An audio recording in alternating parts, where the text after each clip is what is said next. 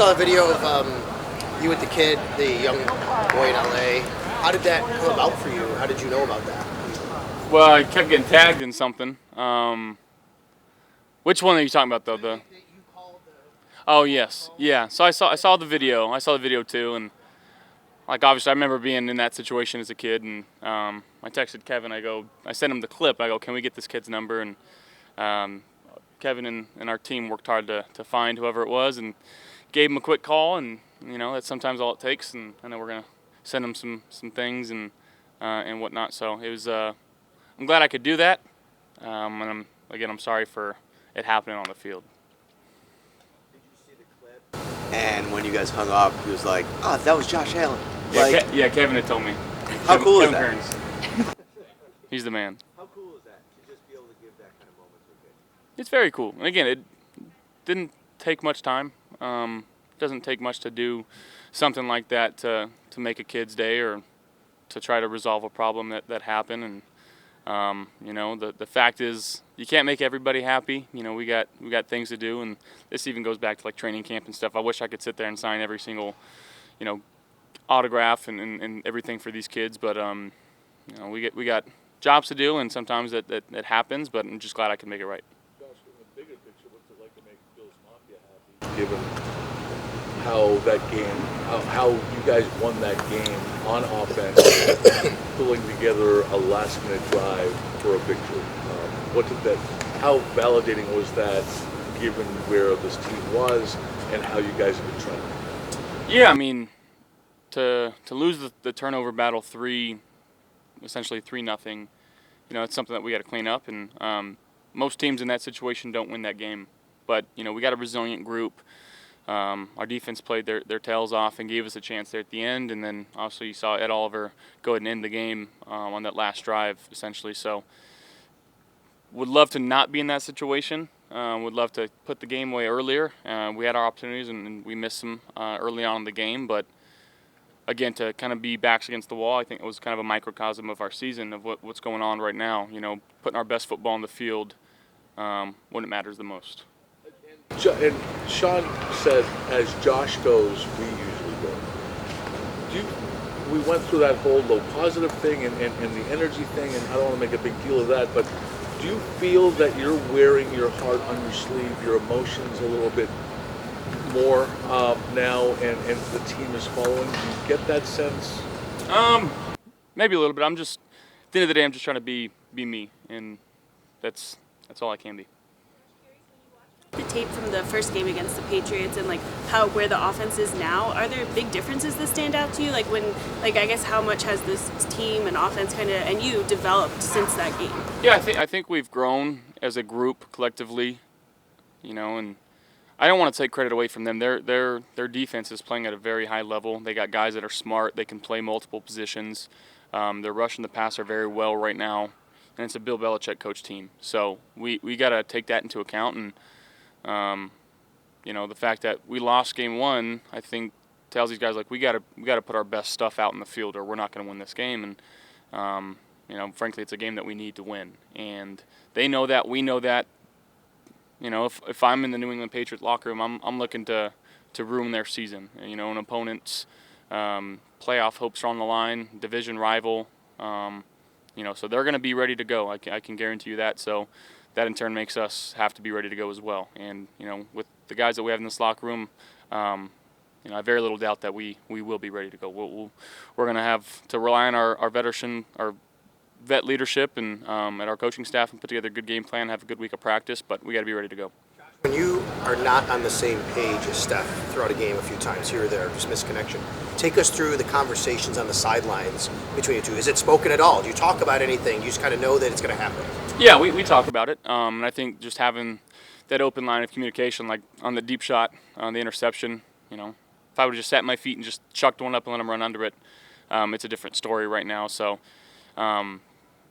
we're just trying to win football games at the end of the day, no matter how we do it. And obviously, we've paid more attention to the run game, but it's Stephon Diggs. We got to get him the ball. I got to get him the ball and allow him to make plays for us. And haven't done a great job of that in the last few games. So looking forward to getting back on track this week. Said, Josh, a lot of different guys have stepped up and delivered for you when you've needed them to. I know the reads are going to take you where you're going to throw the ball, but does that make you guys more difficult to defend, do you think, going forward? I think so, and I think the game plan with us for a while was double 14 and make everybody else beat you. And I think consistently guys have now shown that they can step up and make those plays. You talk about, Gabe in this last game, Dalton and Dawson. You talk about Khalil Shakur, and then, James Cook coming out of the backfield too. So I think it's to a point now where I don't know how beneficial it is to double 14 because some of the other guys are making plays. So, when we have our opportunities, we gotta execute them. And I think it comes down to whoever plays best on Sunday, and we gotta put our best foot forward. How did you see Khalil there on that? You're backpedaling. You've got two guys in your face. Did you see him there? I did. Again, Khalil's the guy that's going to be exactly where he needs to be on every single play. He's extremely smart.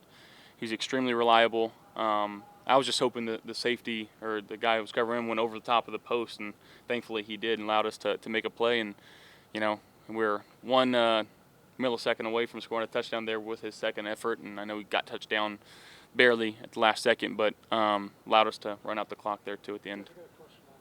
Okay, based on what we saw in college, it was a downfield field stretcher for them, for Utah. We haven't really seen much of that here with him. He hasn't been able to really make those plays downfield. Is that something you guys need to get incorporated into the offense and use him more in that role, maybe? I mean, I'd love to throw it downfield to all of our guys. We understand that's part of his strengths, and as a rookie, just coming in, learning the game, learning our offense, and just finding more ways to get him involved. But yeah, we want to utilize all of our guys' strengths, and that's up to me and the coaching staff, and figuring out what that is, and the coaching staff really to who to put where on what certain routes. So again, it's tough because you want to get everybody the ball, but there's only one ball that goes around. But definitely, we'd love to see him especially get downfield and make some plays for us, and it goes for all of our guys really. Best about what you've seen from him through 14, 15 games, whatever? I think just how smart he is. Finding windows in zone, using the defender's leverage against him. And then again, after every single play, if you watch where the ball goes and then watch what 86 does after the ball goes there, he's running to the ball, he's following, he's trying to spring extra blocks. He plays football the right way. And, when you have a guy that works hard, he's smart, doesn't complain, he's going to find himself in some pretty good, opportune moments. And, I got no doubt that he's going to make those plays for us. How closely do you watch the scoreboard around the league and just kind of monitor everything around what you guys have to do as well?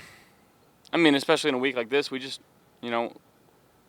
what we have to control is what's in front of us, and that's New England Patriots on Sunday, and that's our best way to get into the playoffs is win this game and win the next one, and we can't win the next one without winning this one. We gotta focus on this one, and it doesn't really matter what anybody else does. We gotta do what we do. When you walk off the field, though, you're checking to see the Dolphins and Ravens did as soon as your game was over? I'm sure at that moment, maybe. I couldn't tell you that right now, but just trying to give ourselves a chance to win against the Patriots. And I saw him in the video, whatever, congratulating him. Just what have you seen from Ed this season? Yeah, he's grown so much as a player. I'd really venture out and say he's grown so much as a person, as a professional football player. He takes things extremely serious. He takes care of his body. He does things the right way.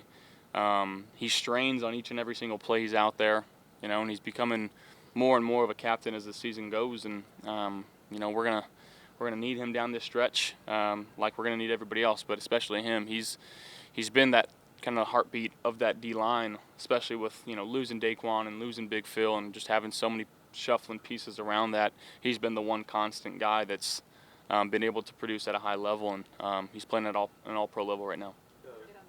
Defense already and what they've been able to do, but how much have you seen them change or evolve since y'all played about 2 months ago? Yeah, they're playing a little bit more man since we played them last, and they're trusting their players to go make plays, and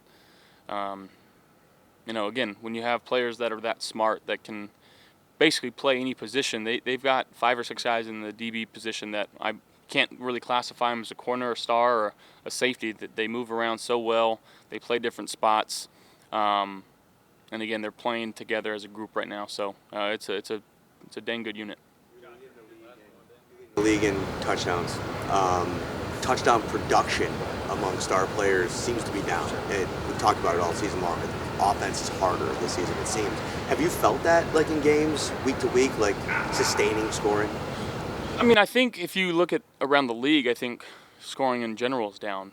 And I think what defenses are doing, it's kind of the bend, don't break mentality where people aren't pressuring all that much anymore. They're not giving the downfield shots anymore. They're playing, quarters and too high. And then third down, they're heating you up a little bit and trying to knock you out of field goal range. So I think just really what's going around the league right now is just that. And I think offenses are struggling just to have these consistently long drives. It's hard to do that. It's hard to keep checking it down. It's hard to keep handing it off and, expecting to have good results because you want to push the ball downfield. You in certain times throughout the game, you're going to need chunk plays. Whether it's in a 2-minute situation or if you got a shot downfield, you got to convert it. So I just think that's kind of going around the league right now. You're 15-5 in December and January at home in your career. What is different about playing in Orchard Park for other teams late in the season? I think it's a little bit of the weather, and then it's Bills Mafia going crazy, and we're going to need them this Sunday.